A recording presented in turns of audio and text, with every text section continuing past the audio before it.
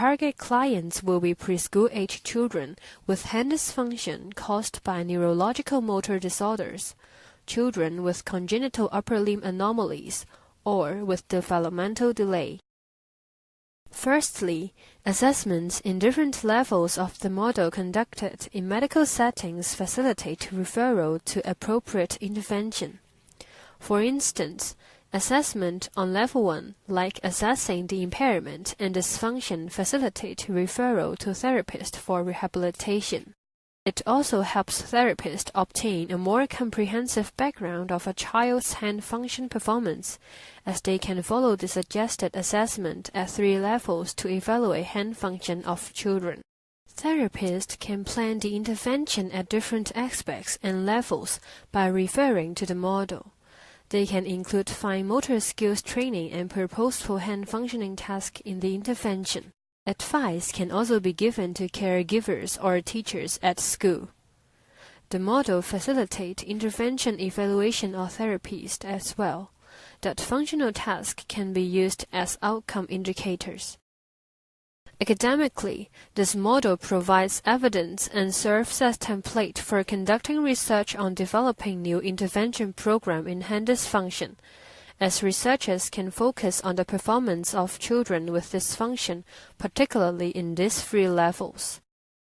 It also helps researchers understand that children's hand function is related to environmental and socio-cultural needs, which is to identify children's specific demands.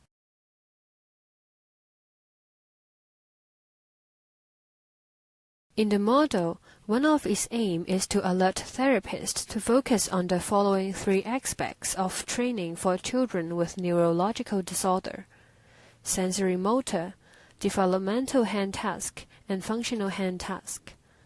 Therapists could obtain a comprehensive background of a child's hand function performance by applying the model.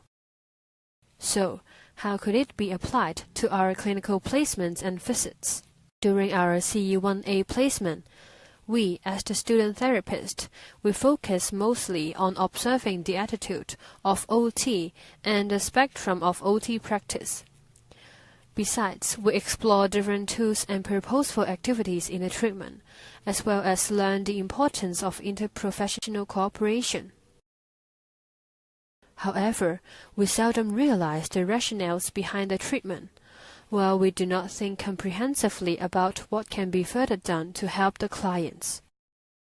Therefore, we should be more alert about different aspects of training can be applied to the patient.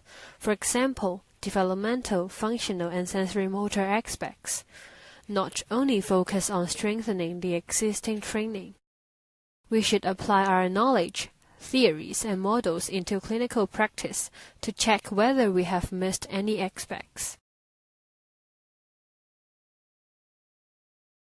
Dr. Cecilia Li Zhang has given us so many useful advice in the interview, and this helps us to well reflect ourselves. As OT students, we understand the importance of evidence-based practice. Dr. Li Zhang emphasized that professionals should be able to put everything into evidence in the interview. We agree that it is really important to justify our interventions given to the patient using evidence instead of simply using our intuition. We also learned that we should be lifelong learners, as the world is changing quickly, and we should be up to date and learn more about new techniques, which may be better and more efficient. We can improve our professional growth by reviewing literature, joining conferences, and attending others' lectures.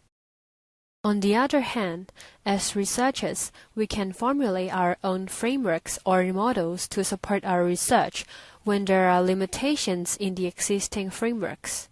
Last but not least, we should also read carefully on each part of our research.